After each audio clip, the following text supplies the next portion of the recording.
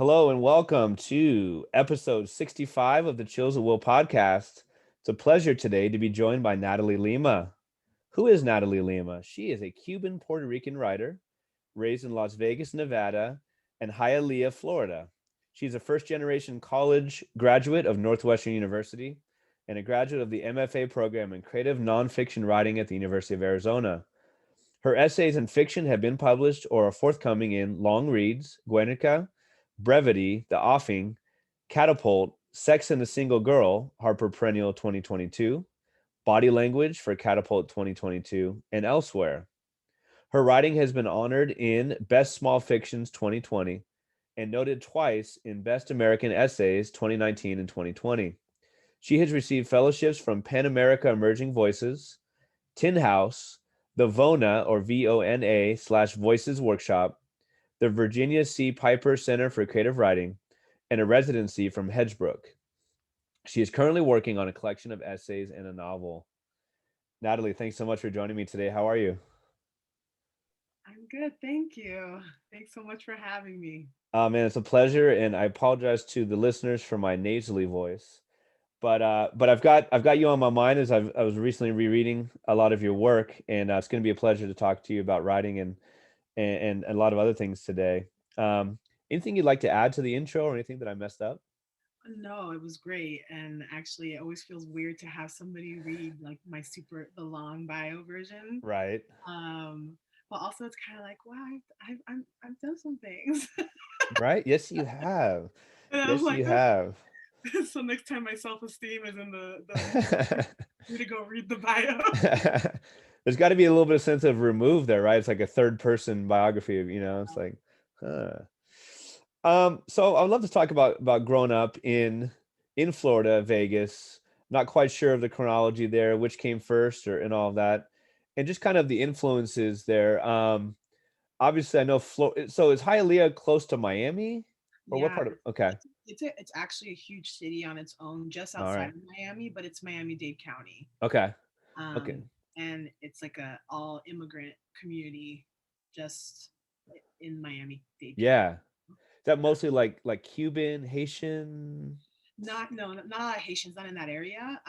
It's mostly Cuban, but you have Hmm. everything. So you have a lot of Nicaraguense people from Nicaragua. Okay, You literally have like everything from. Colombian probably. We have Colombians there, Yeah, but the definitely the vast majority is Cuban. yeah. So, did you was Spanish your first language? Did you learn it concurrently with English? How did that work? Well, my Spanish is actually just okay. Don't be embarrassed. I'd call it between conversational and fluent. Okay, yeah. Um, it's not perfect, and because of that, I get self conscious. So I was born in Miami. Hmm. My parents are both fluent speakers. My dad is from Cuba. He came here in 1980 on the Mariel boat Oh lift. wow. Okay. So when he was almost 30. Yeah. So, and then my mom grew up in New York City in Washington Heights, a Dominican neighborhood Mm. in Manhattan, and so she's grew up in foster care. So her mother was Puerto Rican, her father was Irish. She never Mm. met either of them, and she grew up mostly with a Dominican family. I see. So my mom's fluent in Spanish too, Okay. and so um, I was born in Miami, but my parents moved to Las Vegas when my brother and I were still babies because Uh-huh. there was a lot of work there. Okay. So I grew up in Vegas until I was 15. My parents had a really ugly divorce. And so when I was 15, me and my mom and my brother moved to Miami, to Hialeah. All right. So my father still lives in Vegas and my mother lives in Miami. So both are home for me still. Okay. Yeah. Um, I wonder what kind of like environment you grew up as far as like print rich, like were books and reading all over the place? Did you have to seek that out? What was like your relationship with the written word as as you grew up? Um, well, my father doesn't read very well at all. So that wasn't a thing with him. My mom, so neither of my parents finished high school. Uh-huh. But my mom would read, on her own. So she always liked reading, and that's as far as it went in my Hmm. house. I was always drawn to the library. at school, the public library. I Yeah. think part of why I was drawn to the public library as a place to hang out when I was growing up is because my home life was chaotic. Uh-huh. If you know my Guernica essay, I write all about that part of my Sure. life. But yeah, my father was a philanderer. He was always having sex with women, and it was a huge point of contention in my house. It was always like this. My father drank too much, so I didn't like being at home if I didn't have to be because it was Mm-hmm. chaotic. Mm-hmm. Um, and so I like the library a lot. I like the school library, and I like to journal when I was at home and I had like a little privacy. Sure. That's where my first writing I think came, was journaling. Um, and I liked it. I didn't express myself. I didn't have other ways really to express myself. Obviously, I grew up, Uh-huh. blue collar, so I didn't have like, I wasn't in any like activities Uh-huh. like learning like an instrument or playing a sport, like none of that stuff. Right, right. So my outlet was, I love TV and I love writing. Today I still do too. Yeah. Yeah. Yeah. Well, thank you for that. So, I mean, yeah, the idea of the library as the refuge, right? I mean, the libraries have got to be some of the top 4 or 5 best places in the world. You know, they can be pretty awesome places. Right. Um, who were you reading in those days? Who were you drawn to? What were what type were you reading? Science fiction? Were you reading fiction? Were you reading young adults? Like, what were you So into? Yeah. yeah, when I think of like my earliest reading, I think of like the Boxcar Children and Oh, yes. Goosebumps. So that's like my youngest reading I can really Uh-huh. think about besides what we were reading in school. When I think of my most like pivotal reading Mm-hmm. experience, I'm I'm a teenager for all of them. And I think I heard Zadie Smith say this once, because it's funny because I always think like when I think of my favorite books of all time, and when I think of the time when all I did was read, read, read, Mm-hmm. because it was high school. I remember in Yeah. high school, I I didn't have much of a life, and my mom worked a lot, and so I would spend my free time at home reading books. And so I'd read a book a week when I was in high school. And now I'm like, oh, it's harder now as an adult. Uh-huh. 10,000 responsibilities and I have to worry about money all the time and stuff like that.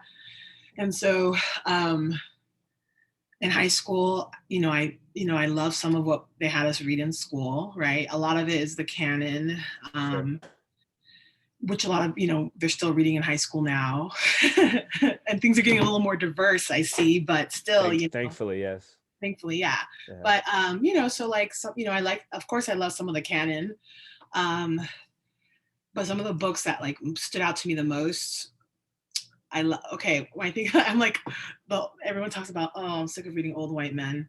But one of my favorite books is A Separate Peace by Yeah. John Knowles, Yeah. which I Yeah. read as a sophomore in high school. Mm-hmm.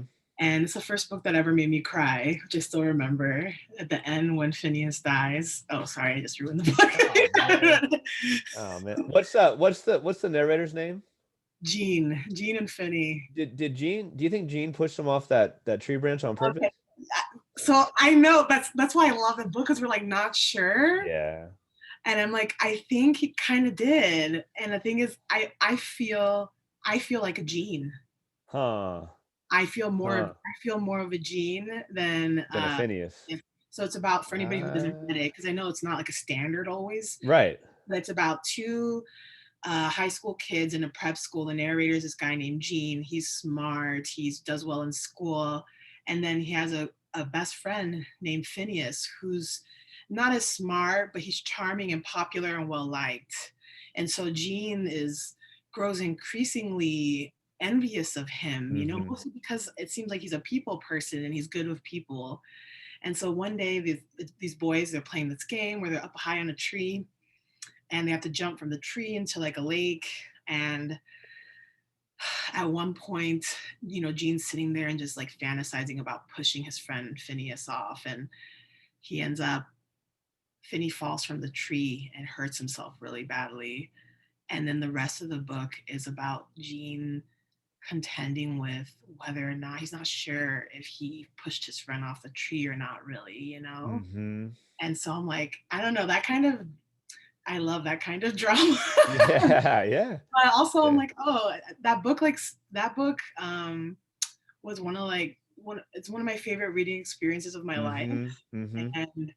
And it'll stick with me always. And No so doubt. yeah, like, friendship books. And now what I like now is that, okay, we're getting more friendship books about women or queer kids and brown kids Uh-huh. and all that stuff. So that's cool that we're getting like a diverse array of it now, finally. Right. But we can all relate to friendship. We can all relate to frenemies. Yes. Like having a good, like I've had those relationships too. This person's like my best friend, but also like I hate her sometimes, and but I Mm. can't, because I can't let her go because we've been friends since we were a little kid, and so it's Sure. like it's yeah, very relatable to me always. Yeah.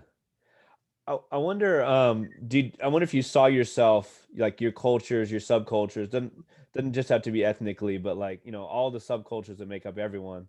Did you Right. see yourself reflected in what you read, and how much did that matter, if not? Yeah, I like that question because I like that you asked. I like that you just said that it doesn't have to be ethnically, because I definitely feel like a mix of all these different identities. Hmm. I mean, I'm Latina, but I'm mixed race. I'm not dark skinned. My father's mulatto, what we say in Spanish. He's Mm. half black. My father's dark skinned, a lot darker than I am, but I'm very light skinned, and I think to most people I'm ethnically ambiguous. Mm. So that like sort of experience also always interests me, like experience of people growing up mixed race, but also um, I'm also like a big woman. I've always been in a big body. And so those experiences interest me. Mm. So sort of being like maybe having the feeling of always feeling othered in school and not fitting in, those experiences always interest me. I'm into like the fish out of water experience Mhm. too. Mhm. Because I'm the first in my family to graduate high school, and then I went to an elite college. And that was like a hard time. I had a hard time there because I had literally no clue like how Right. to deal with a lot of things that came up there. And neither Right. am I didn't really have anybody giving me any kind of guidance. Mhm. Yeah. So it's like a lot of different parts of my identity that feel like I've always felt kind of like I didn't fit in exactly. And then, Yeah. I grew up in Vegas.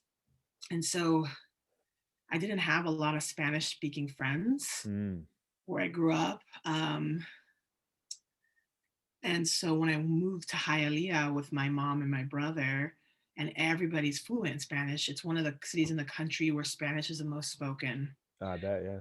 And then my Spanish is mediocre. So I felt very like, I felt like I didn't fit in there either sometimes. And so um, it's definitely, I'm into, I guess I've always been into books that are about people who feel like they don't like fit in quite exactly. Mhm. Mhm. Um, and so, uh, so where did I see myself? So sorry if you have to edit this out. No, no, no. I'm still drinking my Free coffee. flowing, it's all good. Okay, so uh, the books, the books that like felt like really like I started seeing myself a bit were I loved House on Mango Street as a kid. Classic. Yeah. Then there was I loved White Oleander. So Mm. that's like probably that's in my top five, maybe three favorite Okay. novels ever. And it's about a girl who her mother is by Janet Fitch, and it was a huge bestseller when it was Yeah, published. yeah. But her mother murders her boyfriend, and so she goes to prison for life. And this girl who's probably, I don't know, like 14 at the time, she has to spend the next few years growing up in and out of foster homes. So that book was definitely um, felt, I don't know, life changing for me. Mm. Toni Morrison. So my first Toni Morrison book was also in high school, and it wasn't a required read. Oh, okay. I picked up Song of Solomon on a summer reading list that we had. So we had to read like a certain amount of books over the summer. This is like my sophomore year. Mhm. And there was an optional list. So there were a few that were required and there was optional. And Song of Solomon was on it. I had never heard of Toni Morrison, but I went to the bookstore, and before the internet, this is what I always loved. Okay. like, there's the internet was already existing when I was in high school. So this is like early 2000s, but Yeah. it wasn't like a thing where we used it for everything yet. Right. Right. Yeah. So I was like, okay. So I went to the school library. I looked at the book and I read the back cover and I was like, oh, I'm into this. And then that was that. And it was literally it's still my favorite book of all time. Uh-huh. I was bawling through like half the book. Uh-huh.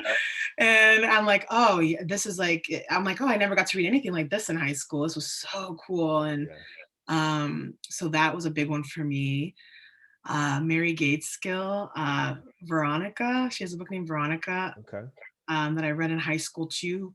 I picked it up at a Barnes and Noble. My mom had given me $20 at some point, and I this is what I would do. I peruse the bookstore and I would read the back covers of novels, and then I would buy the one that sounded most interesting, and that was it.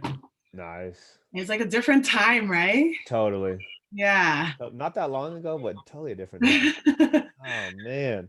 Yeah. So I Who, miss all that sometimes. oh my gosh. Who are some of the writers now that the name of the podcast is the Chills at Will podcast, the idea of the ones you talk about, like the Song of Solomon, where you're crying through half of it, that thrill you, that separate piece, that like whoa, like that jolt of electricity. Who are Mhm. some of the writers, or what's some of the type of writing that gives you chills at will?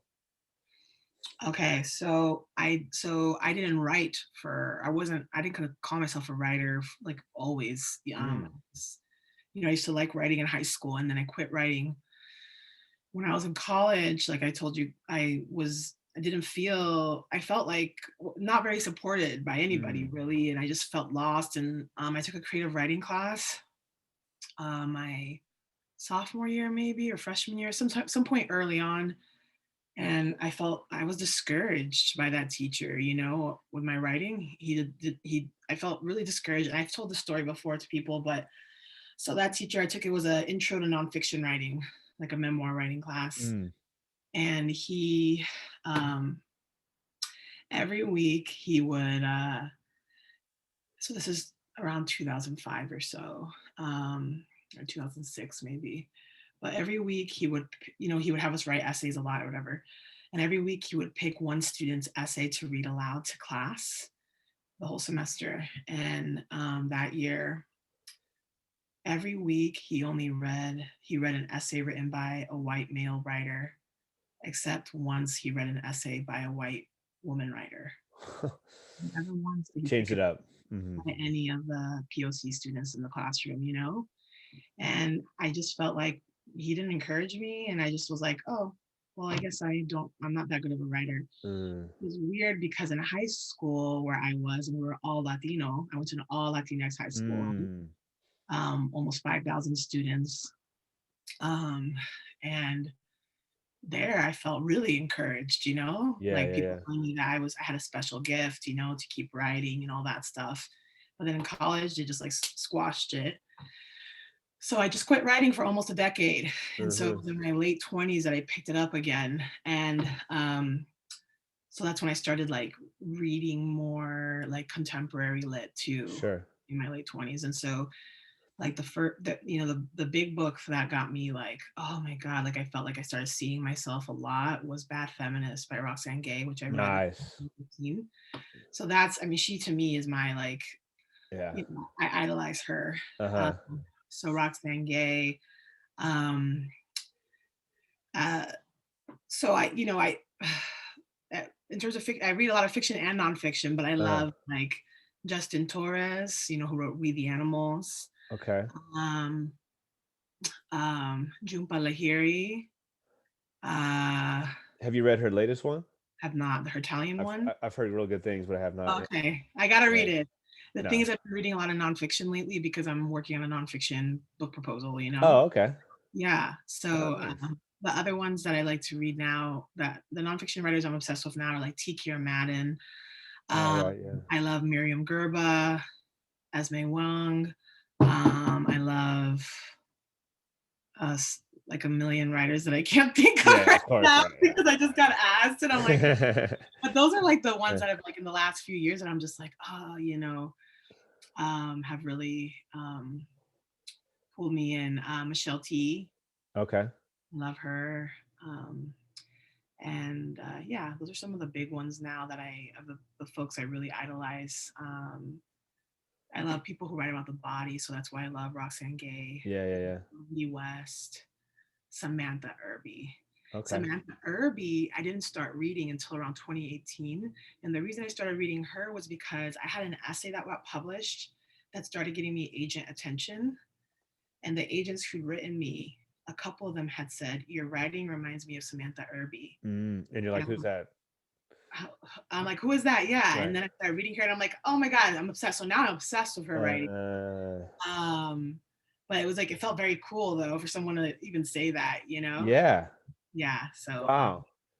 So how about the in between time where? oh, Go ahead, please. cannot forget Hakita Diaz. Okay. She's a huge, huge influence on me too. I love her. I started reading her maybe like 4 years ago or so. Her Uh-huh. essays before her book came out, and I'm obsessed with her writing too. I've heard great things. I have not read. How would you describe like her type of writing? So her writing is it's all, mostly what I've read is like other memoir Mm, essays. okay. She has a couple amazing ones published in the Sun. If you want to read one, long reads. She has one. If you guys want a short piece that you could even teach to your high school students, because I teach it to high schoolers too. Uh-huh. One called Beach City in Brevity, Okay.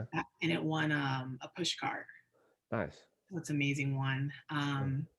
And she has an essay that's in Best American Essays Mm, called, I think it might be Ordinary Girls, the name of her actual book. okay. But you'll find it. It's published originally in the Kenyan Review. Uh-huh. So that's a wonderful essay to read too. She's an amazing Nice. writer. Yeah.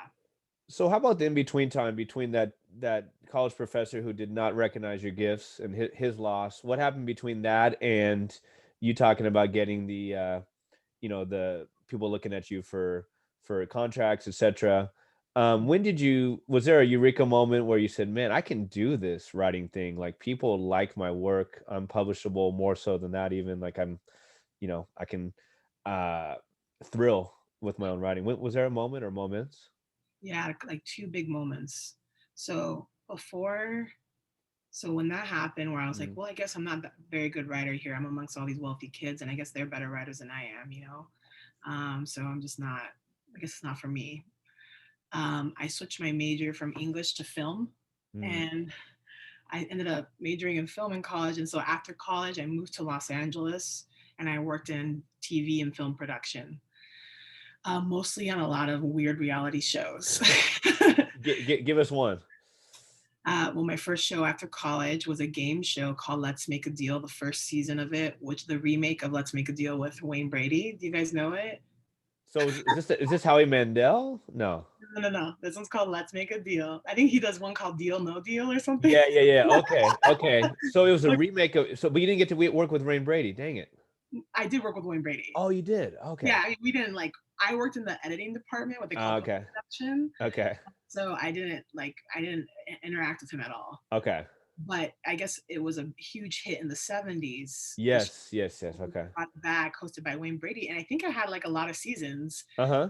I only worked on the first season, Uh, right after college, and and then and the first season was in Las Vegas, oh, nice. and so I ended up working in Las Vegas for a couple months, but then they moved post production to Los Angeles because it was more expensive to do it from Vegas than from Los Angeles, at least that department. So they moved us to LA, and I ended up going to LA, Uh huh. and I worked in production. So then I got tired of doing that because it's a lot. It takes up. It's a lot of hours. Yeah. It's not a 40-hour week when you Uh work in huh. production, and so I was just kind of sick of it, and I wasn't being creative or really doing anything that made me feel good about myself.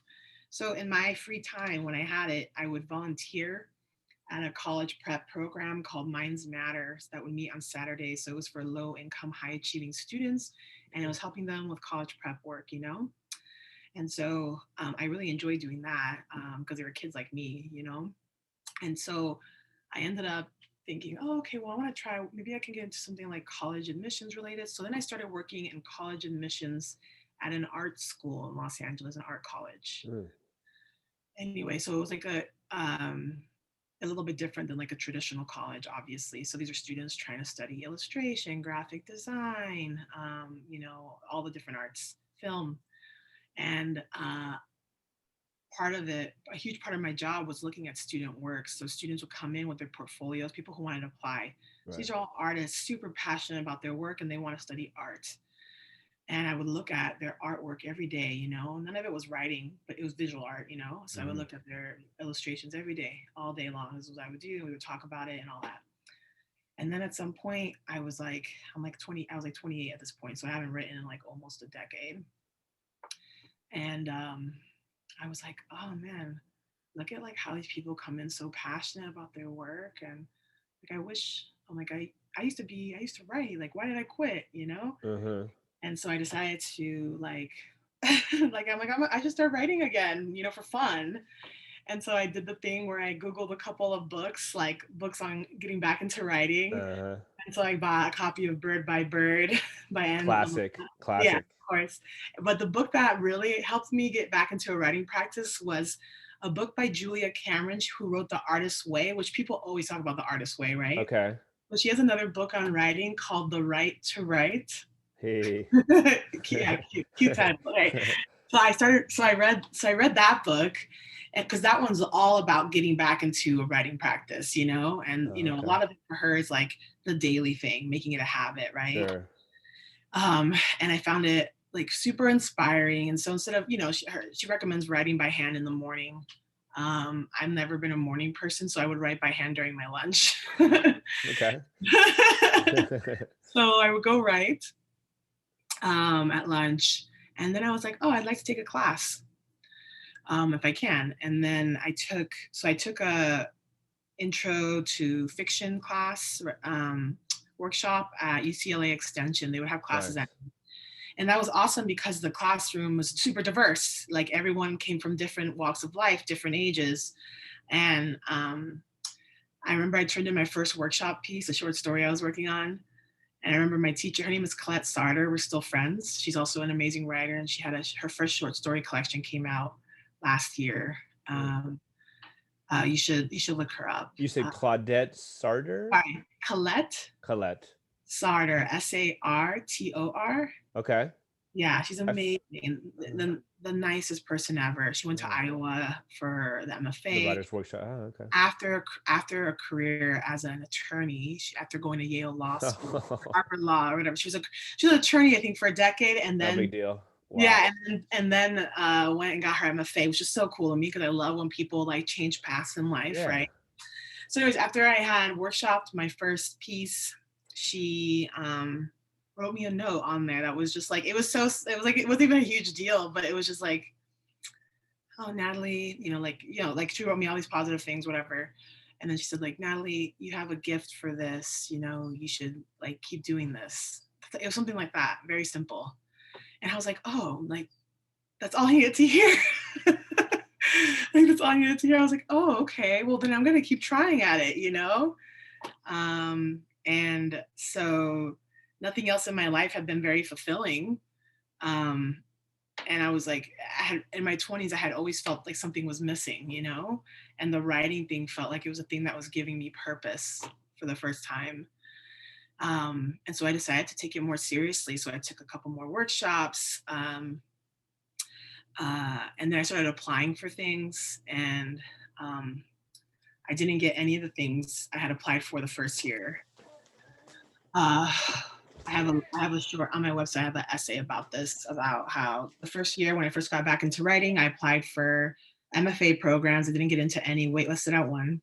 The Bona Voices workshop, which I really want to go to. It's a workshop for writers of color that's held every summer.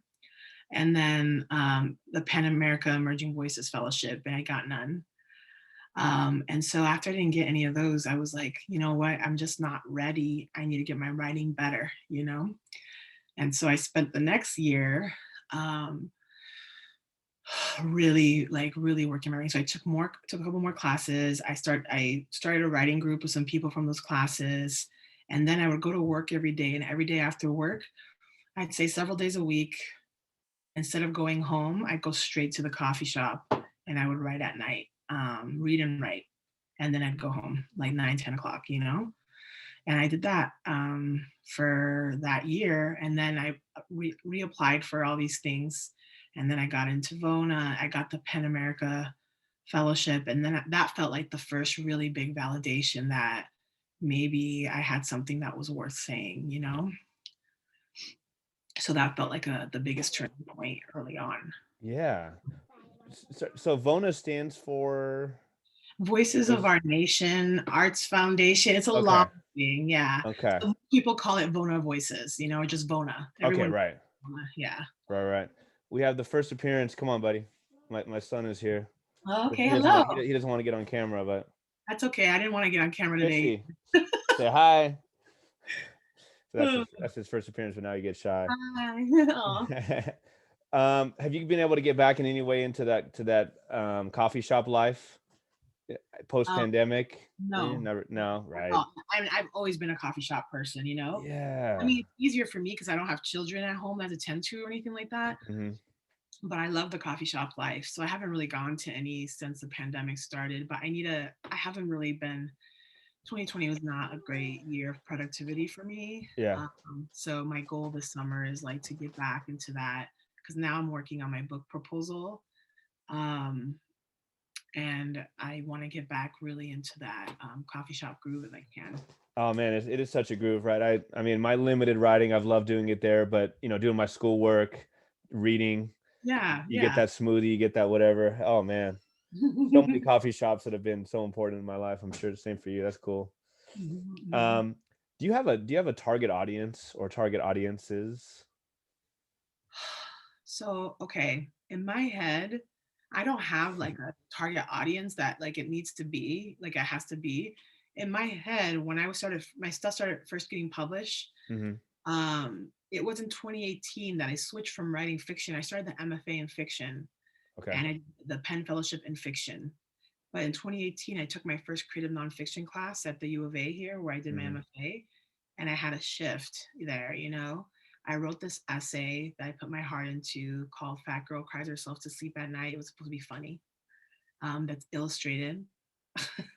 And it got published in long reads. And then that essay was the first essay where I noticed like all the attention it was getting, and I was like, Hmm. oh my gosh, for some reason it moved people, right?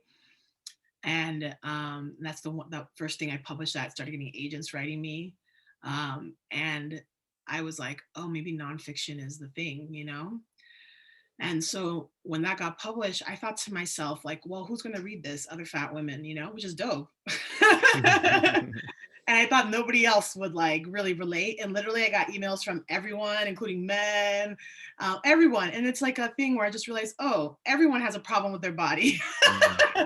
Not even a problem with their body, but everyone struggles with like this bag of flesh that we live in, Hmm. whatever way it is, we all struggle with it somehow. Sure. And so I just realized, okay, in my head, I'm writing for girls who grew up like me, girls Mm. who grew up in chaos, didn't have a lot of guidance growing up, who never fit in. Hmm. We're never the prettiest girl in the room, we're never the richest girl, never this or that. Um, that's my audience in my head, but I'm hoping that resonates with a lot of folks. I think Sure. it does. I Yeah. think all of us have had moments where we just don't feel like we're enough, or Yeah. we just don't feel like we fit in. Yeah. And I'm interested in that otherness. No doubt. I mean, you definitely have captured quite a wide swath of audience. And I think maybe a big part of that is that you're very open about life, about your own life. Mm. Um, I think it's actually on your website. It's in one of your essays. I think it's on your website. You write, "I write embarrassing things." Oh yeah, Dot dot dot. Right. yeah. What was that something that was difficult for you to? I mean, you write about like, about your parents and their divorce and some of the issues there and about your own, I don't know, struggles, just your own life in general, right? And I Mhm. mean, there are names mentioned and whatever. Do you Was that hard to do at the beginning? Is that still hard to do?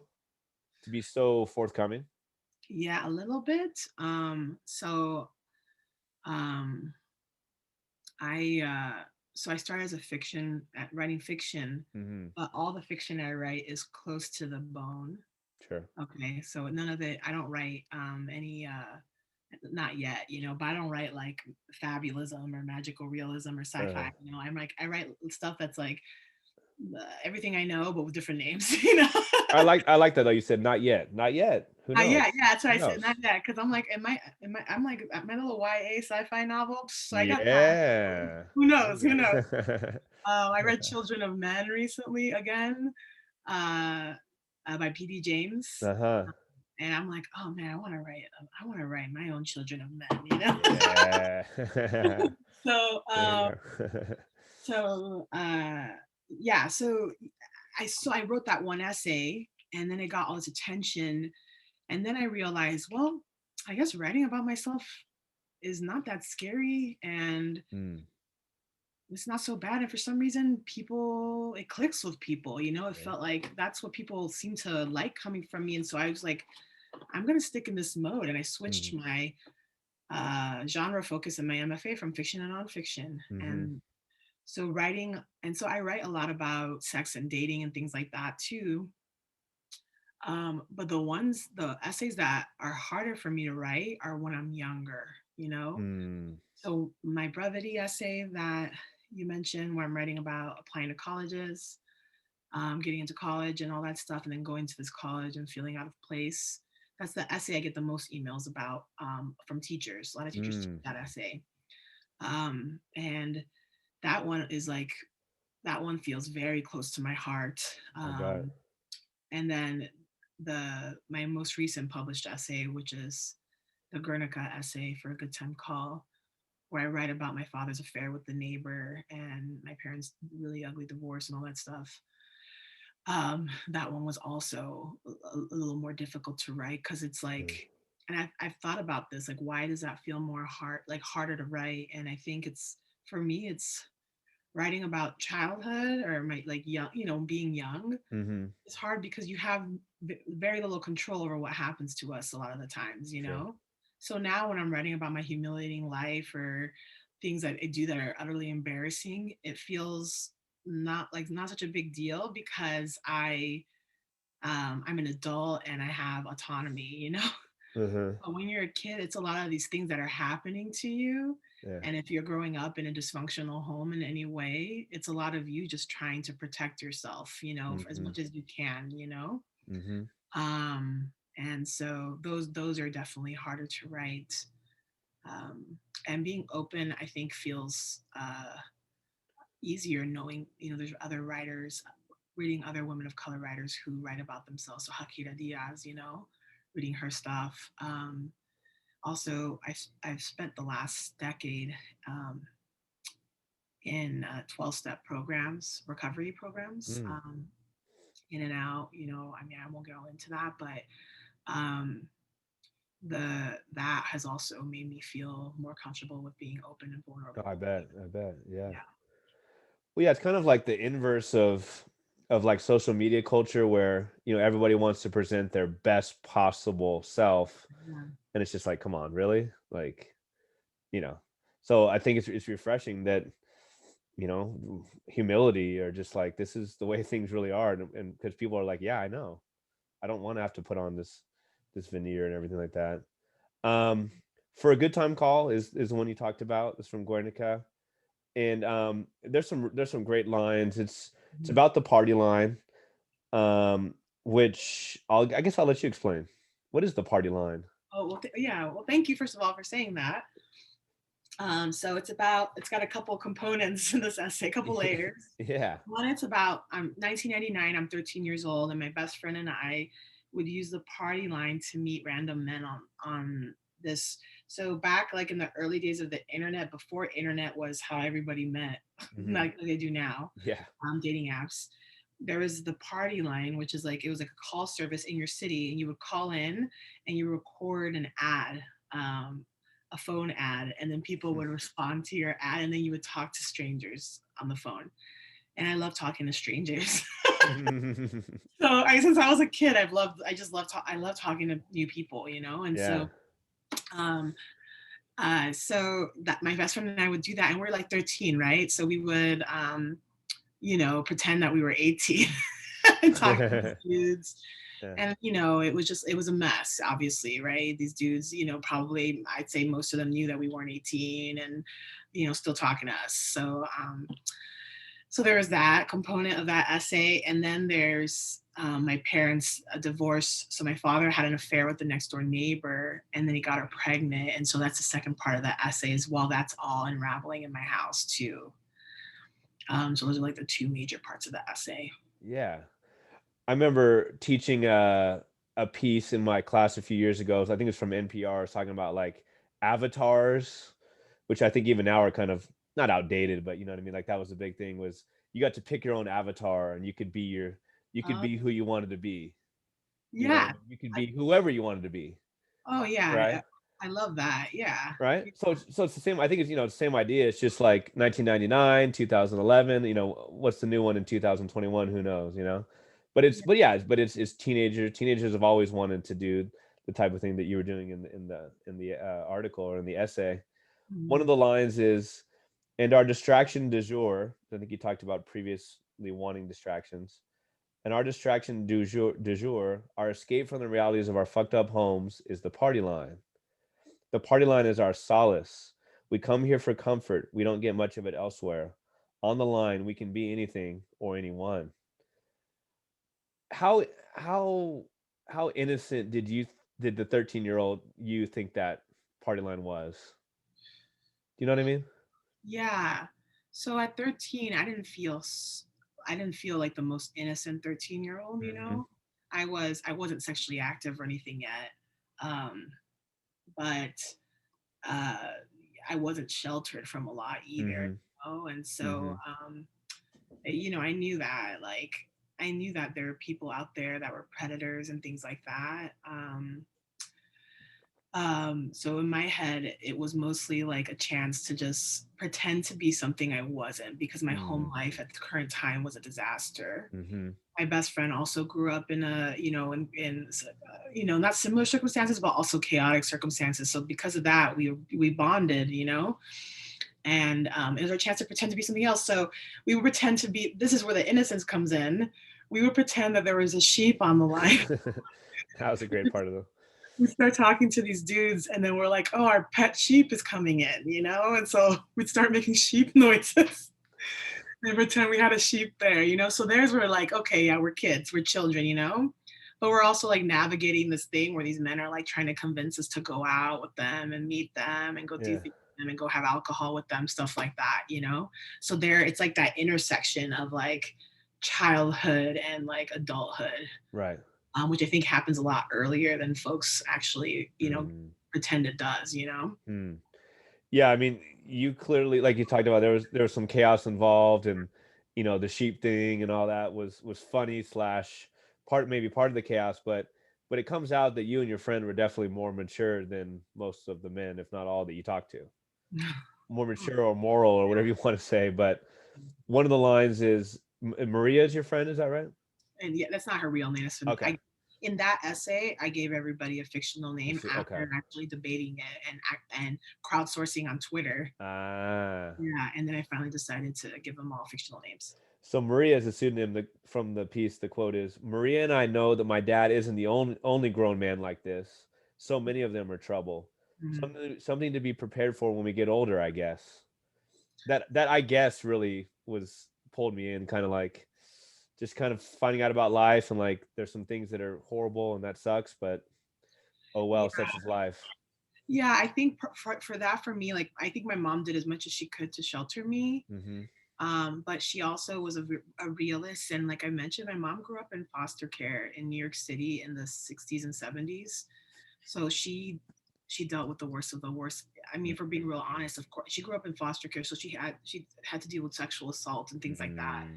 growing up. And so when I was a kid, my mom would give me, like, before I went to any kind of social outing from when I was very little, I still remember this.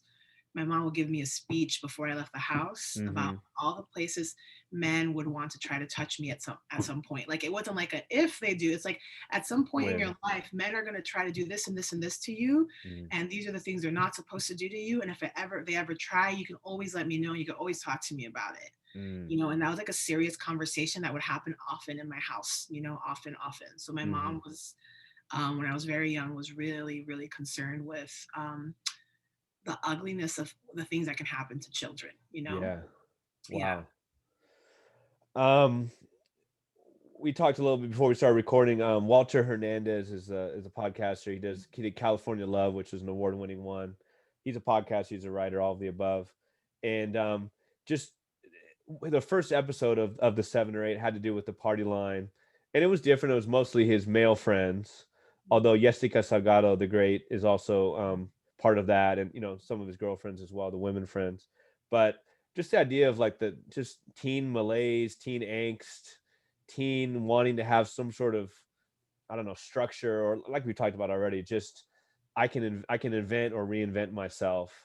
And it really, I'm a little bit older than both of you, so I wasn't quite at that time, but I do definitely know that idea, that in between internet chat rooms and whatever the early 90s was, and same story different day type of thing, right? Teenagers are always looking for some sort of way to invent themselves or stand out.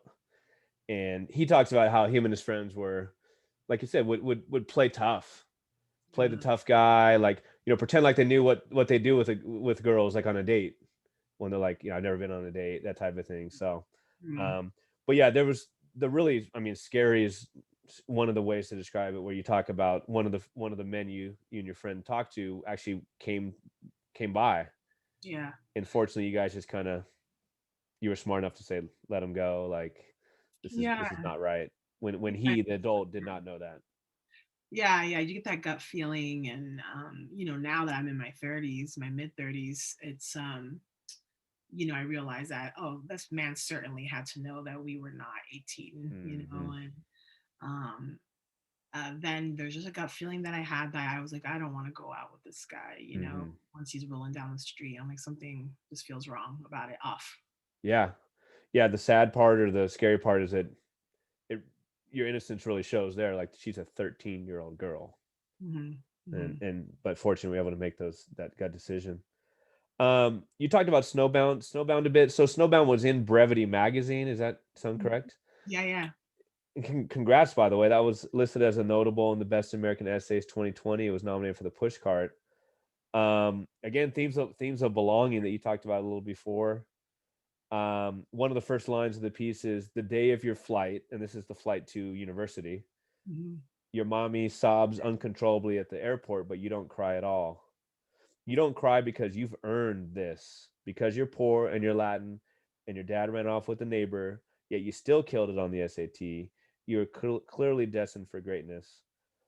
What was going through your head as your mom was getting emotional around you, and you're kind of like, was it just like a whip laser focus on what you had to do? What was it that kept you so calm, at least on the outside? um I don't know what did it. Hmm. I think it's just being young and not knowing better. You're just like, okay, well, here's the next step. Here's what I got Uh-huh. to do. Yeah. I remember my mom giving me the last few dollars she had, like the last bit of cash she had, and she had like no money coming in until whatever it was. Hmm. And she was just take it, Yeah. and uh, it just felt like, okay, well, this is a thing I've committed to, and I'm gonna do this, and here it is. And Mm. you don't know any better, so it doesn't feel as scary. The older I Sure. get, the things that are newer feel more scary than they did when I was young. Hmm. Because you have more at stake, you have more to lose, and all of that stuff. You're wiser. Hmm. I think a lot of the greatness of that essay is the juxtaposition, or kind of like what you expect and then what does happen. I mean, even the title Snowbound, I assume you were coming from some pretty hot climate, Yeah, right? And then it was like, you're in snow Miami. for basically the first time. Yeah, that's my first Um, experiencing snow. and it sounds like things were going pretty well towards the beginning, and then there was the really upsetting situation where you heard some of the roommates kind of talking behind your back. Not Hmm. kind of, they were. What was that all about? Yeah, so I was in a dorm, and my freshman year, so everyone had a brand new nice laptop or computer, fancy. My mom couldn't buy me a computer. She had one of her like cousins. My mom has these people, you know, are like, you know, it's like a, I guess it's like a thing that we do. It's like they're not actually like blood related, but they're like family, you know. The Theos. Yeah, yeah. Yeah. So, like my Theo Yeah. Manny, Okay. he put together, he would do things, something that he did for like to earn extra money is he would take old computer parts Mm, and put them together, and he would put computers, so he gifted that to me as like a gift, you know. nice. So I had like, so this is like at the time when like the old gray computer, you know what I'm talking about, where it's like all gray and old, Mm-hmm. they were kind of becoming less in fashion, and then you got like the Sure. newer, like cool the Mac models and stuff like that. Yeah. So I had that old gray like box thing Yeah. that I brought to college. And so even if like there was a chance to, if I wanted to hide, like not talk about my poverty, it was right there on display, you know, because everyone had a fancy computer except I was the only one who didn't, you know, Mm, on my floor there. And so everyone knew I was the girl that came from no money, you know, even if I wanted to, I couldn't hide it. mm-hmm. And so anyways, I had a moment that, you know, things were going fine, and they're, you know, they were mostly fine, but I had a moment my freshman year, and I thought, you know, you know, we're all trying to make friends, and I like come into the dorm, um, and I hear a group of people from my floor. They're all chatting in someone's room. They don't see me, but I hear them all chatting, and the door's cracked open, and this girl, she says, uh, you know who's like surprisingly well read and pretty smart is Natalie Lima. I didn't expect that at all, you know? And nobody fights her on it. They all agree. They're like, yeah, yeah, totally. Like I didn't, you know, like I didn't expect that at all. And I remember it was just like a what? Like a, Mm, oh, people didn't think that I was that smart. I'm like, why? In my head, you know, because you just don't know that. Like now I know why they didn't think so, because I come from nothing, right? But I'm like, oh, but because they think that that has something to do with my intellect. Like, no. mm, I know that now. Back then, it was hard to deal like that sort of dynamic. mm, Really took hits to my self-esteem. It's why I quit writing, you know, because it started beating at my confidence, you know, and mm-hmm. so it's my confidence now is much better. But when you're young, you just don't know better, and you're like, well, these people don't think that I'm smart enough or I'm good enough or Mm, whatever, and it's easy to just like, oh, okay, I guess mm. I'm not. If you had a chance at this age to have gone back into that room, you know, when they were talking, do you think you would have called them on it? Well, Yeah. caught it. Yeah. If I came across a conversation like that today, I would have Mhm. called them on it immediately. You Mhm. know, now it would have, now and then I said nothing. I ran away. You know. Yeah. Yeah, Yeah. for sure. Now it's different though. And also the thing is different too. And you know, I talk about this a lot because I deal a lot with college access programs now, and I do a lot of college prep work with students Mhm. now, you know, freelance. And that's something I always tell people too is like, you know, make sure you advocate for yourself. You know, don't Mhm. think anyone's better than you because they have more money than you. No one is more interesting than you for sure because they have Mm. more money than you, those things like that. Mhm. And a lot of elite colleges now have first gen programs that didn't exist when I was there. Yes. And if they did exist, I didn't know about it, but I don't think it Okay. did. But yeah, a lot of them have now like, oh, like let's get like the first gen students kind of acclimated to college life and let them know what resources are available to them that they should utilize when they need them, Mhm. or like any kind of academic or emotional support while they're there. That Mm. stuff was not a thing when I went. Mm. I don't want to give away the great lines. We'll maybe have you read in a bit, but you have a great finishing line to that piece. You wrote it like one, two, three, four, five. Yeah, yeah. Is that was that just kind of like, hey, this is easy to organize my thoughts, or why did you decide to write it in the numerical form? I like because it was I wanted it to be a short piece. I Mm-hmm. knew it from the get go that it was going to be like a flash, and I love flash. Okay.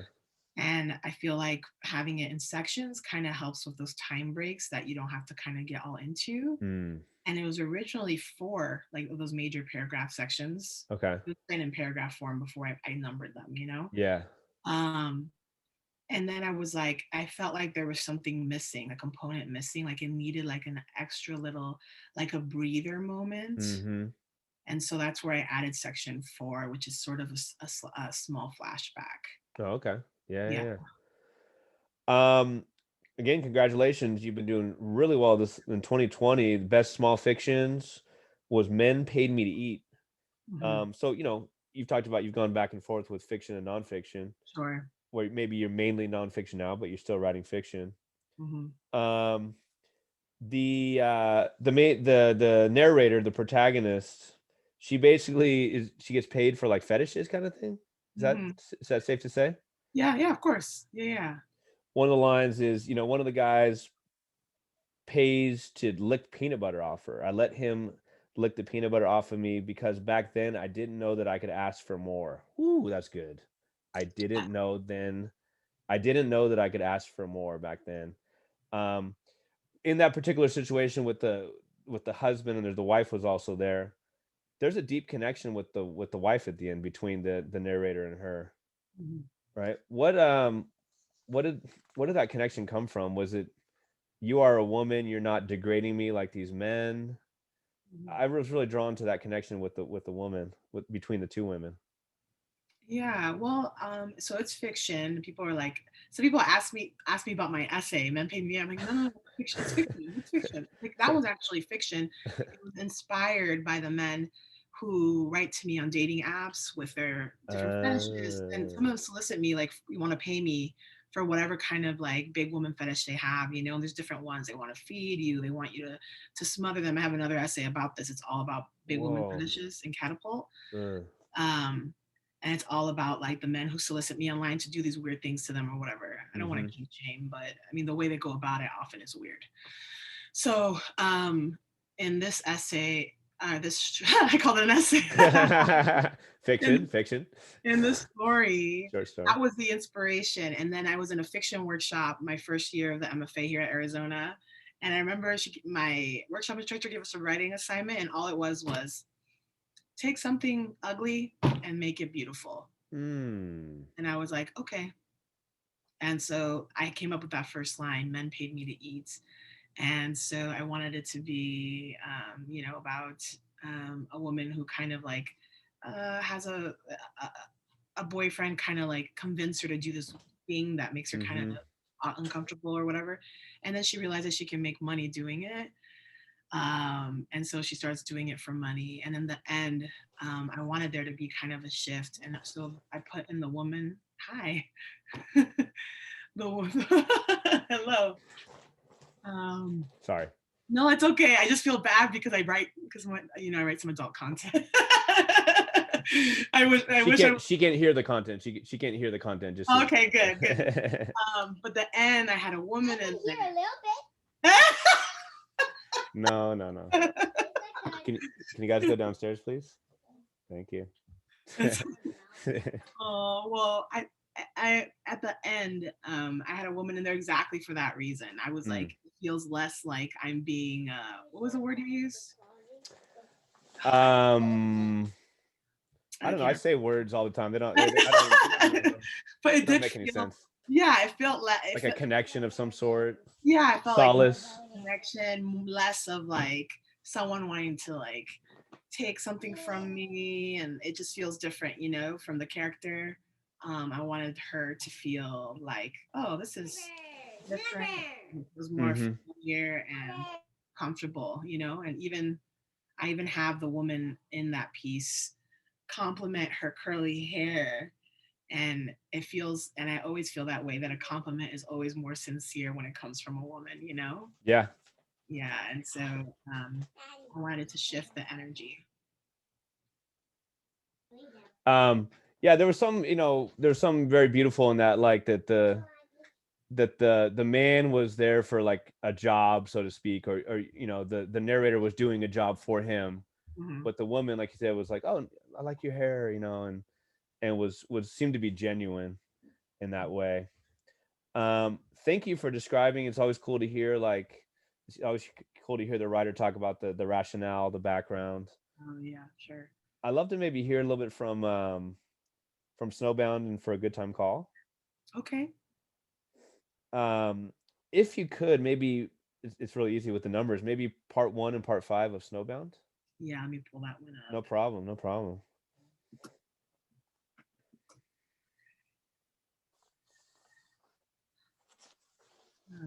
Okay, cool. I've never read this one aloud anywhere. Never? I Oh never read man, this one we've got aloud. an exclusive here. Nice. I never, I don't know why I don't read from this one, but okay. So I'll read section 1 and section 5. Okay. Please. Snowbound. Um, 1. You are sitting on the couch that doubles as your bed when your mommy hands you the envelope marked, "This is the big one." You're 18, and here is the college acceptance letter you've been waiting for, the one from your dream school in Chicago. Over 1,300 miles south to Hialeah, Florida, this letter traveled to glisten in your hands with flattering phrases like, "You were one of thousands of applicants and you're the creme de la creme." Your mommy hugs you hard in her bleach stained uniform, and you scream together, bouncing up and down like ping pong balls for almost an hour. You'll finally see snow. And I'll move down to 5. The inside of your dorm room is muggy when you plop onto your bed. The heat suffocates your skin, so you unzip your North Face and throw it across the room. It lands on your roommate's desk, almost knocks over her laptop. You want to get up and grab the jacket, but your body can't seem to move. You sit still, sinking into the mattress, trying to remember what it felt like to float. Eventually, you turn and glance out the window. The sky is gray, almost white. You've read about this exact moment, the turning of seasons, the freezing of water vapor, ice particles. It's finally starting to snow. Seasons are overrated, right? People are always like, "Oh, you don't get seasons in LA or whatever." Uh, you know, it kind of overrated when it becomes like snow and you're snowed in and the whole deal. I've mostly lived places without seasons except for this Right. chunk of time. Yeah. Thank you for reading that. The just the contrast between the excitement in the beginning, jumping up and down, and then that being weighed down, just laying on the bed and being upset and depressed. And obviously, because it's nonfiction, I'm sorry that happened to you, but it's also great literature. It's also great writing. That line about what was the exact line about you sit still, sinking into the mattress, trying to remember what it felt like to float. That's really good stuff. I thought maybe from for a good time call, there's a part talking about distraction. Yeah, It's maybe like towards the end of this. I mean, second paragraph or so. sure. Let me see. Mm, I have that one up You already. know, muscle menos. It doesn't have to be exactly. Más o menos. Okay. Yeah. The end of where did you say it is? So like maybe we get creative in our adventure seeking into the second paragraph. Okay. All right. Cool. How much do you want me to read? Yeah, I don't know why I'm asking you to start there. Why don't you start at the beginning? Instead of Oh, okay. you know, Okay. Okay. maybe like First section. maybe to like we're always adults. Okay. All right. Um. Cool. So this is called For a Good Time Call. I am too old for an imaginary friend, but I am too young for most other things. In the middle of 1999, I turned 13. My best friend Maria and I don't have the internet yet to occupy ourselves with sketchy online chat rooms. We don't have cell phones, no money, no cars. It is summer in Las Vegas, too hot to enjoy anything outdoors. So Maria and I mostly stay inside, entertaining ourselves with Spice Girl sing alongs or softcore porn on Cinemax at night. We get creative in our adventure seeking. It's the season of new avocations. And our distraction du jour, our escape from the realities of our fucked up homes, is the party line.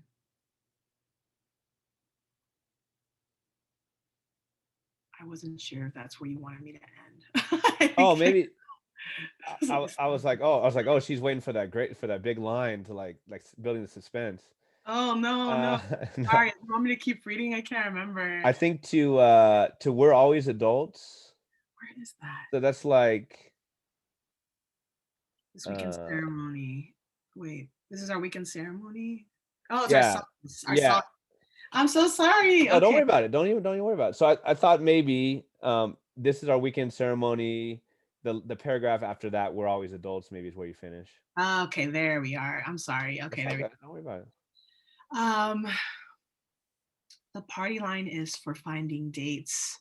You call and create voice personals to connect with other lonely singles or with married dudes on the DL. It works like this: sexy lady voice. After the beep, please record your personal ad. Remember, ads that include more information, what you look like, and your hobbies and interests typically receive more responses. Don't keep your next date waiting. Maria and I record a dual message, giggling as we say that we're sisters looking for lots of fun. We know that coming as a pair makes us more popular, but at 13, don't yet understand the nature of adult men's kinks and fantasies. We come up with hot girl names. Hi, we're Sasha and Margarita, and it's too hot to go outside. What's everyone doing today? We're ready for some fun. Then we sift through the men, pressing 3 again and again to hear the ads of each possible suitor while waiting for the request to chat with us to come rolling in. This is our weekend ceremony. My mom works long hours managing housekeeping at a Holiday Inn Express, and my dad hardly works but is rarely home. He's always at the neighbors helping her fix things, even though he's not that handy. Maria's parents are poker dealers but have never lived together. Her mother suffers from bipolar disorder and mine from depression. Both of our dads are drunks. The party line is our solace. We come here for comfort. We don't get much of it elsewhere. On the line, we can be anything or anyone. Sometimes we're supermodels with sexy signature moles on our faces. Sometimes we're kindergarten teachers. Sometimes we're bored Mormon lady missionaries from Idaho. We're always adults. Thank you. We're always adults. It's a good one to end on. The just some of those references, to like the Spice Girls are very like 1999. But again, I'm sorry to keep repeating myself, but just like the teenage, you know, apathy, the teenage boredom, the teenage all of the above, the things that could have been in 1999, 1899, 1799. It's just universal, but also very specific to your time period and very specific to your personal family. Mhm. Thank you so much for sharing that. The Yeah. question that that most writers either love or hate: what's next? What are you working on for 2021 and beyond? Yeah, no, I don't mind that. Because I'm working on a book project finally. Nice. So I'm working on a proposal for an essay collection about it's a coming of age essay collection. So Mm-hmm. it's memoir essays, a mix of memoir essays, and then some essays that are that have like a research component of them. Okay. So like I have an essay in there, this BBW fetish one that's in Catapult, but it also goes into fat bodies and art history. Mm. And the essay I'm currently working on for that collection is an essay about how I played badminton at my all Latino high school. And it was like competitively, we played badminton. And so it goes into like, um, you know, uh, badminton, a little bit about the history of the sport and how it ends up Mm. in public high schools, Mm. and then also about playing badminton playing sports as a fat person and sort of going into like a little bit of that dynamic. And Mm-hmm. so it has a few different components in it. Wow. Are most of those essays unpublished or No, that? the one I'm working on now is unpublished. Okay. Um, the the BBW fetish one is on Catapult, That's and the one that's you're the right one now. that's going to be in the Catapult anthology on bodies next year Yeah. to republish there. Obviously, as such a good writer, you traffic in words. Like, what's your rationale behind using, let's say, fat versus overweight versus, Oh yeah. all the 20 different other, synonyms or whatever? Is there a sort of like reclaiming that? Is what kind of your Oh, rationale in using that? sure. I mean, I don't like a lot of the words. I don't hate them, but I mean, Sure. I don't like the words that we don't really use ever. Like Zaftig, I hear that word sometimes. Like, who the hell uses that word? What? Or you're like, yeah. I never heard that. Yeah, well, I heard that in like a description for a book that came out recently uh, a big book, and it talks about, oh, this woman falls in love with a Zaftig woman, and I'm like, Zaftig, what is Ah, that word? And yeah. then fat to me is just because to me it's a reclamation, I guess. Mm, I use the word plus size too sometimes. mm-hmm, And in my head definition of plus size is anything above a size 14. mm. So I'll use plus size because that's like how that you see it like on clothing. They call it plus size clothing and plus size Okay. whatever. Right. So those are my two general ways about it, Mm-hmm. my general terms for it. And yeah, I just think there's no issue in avoiding the word for me, like Okay. even with dating, like, a man wanting to call you beautiful, but he doesn't want to call you fat. And it's like, no, you can be both. And Mm, so, mm, and I believe that wholeheartedly. mm.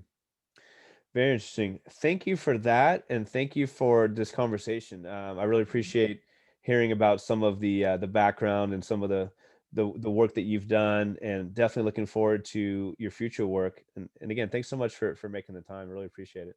Thank you for having me. It was great chatting. Such a pleasure. What a pleasure it's been to speak with Natalie Lima, and continued good luck and great luck to you in your writing. Thank you everyone for listening to episode 65 of the Chills at Will podcast, again with Natalie Lima. I will be sure to post all kinds of links to her work in the published notes for this episode. You can now subscribe to the podcast on Apple Podcasts. Please leave a 5-star review.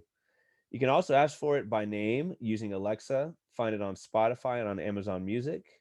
Follow me on Instagram, where I'm at Chills at Will Podcast, or on Twitter, where I'm at Chills at Will PO1.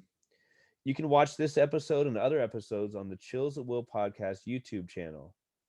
This is a passion project of mine, a DIY operation, and I'd love for your help in promoting what I'm convinced is a unique and spirited look at an often ignored art form. The intro song for the Chills at Will podcast is Wind Down instrumental version, and the other song played on this episode was Hoops instrumental by Matt Weidauer. Both songs are used through archesaudio.com. For now, thanks again for listening, and I hope that these quarantine days bring you texts by writers with mad skills like Natalie Lima, whose work gives you chills at will.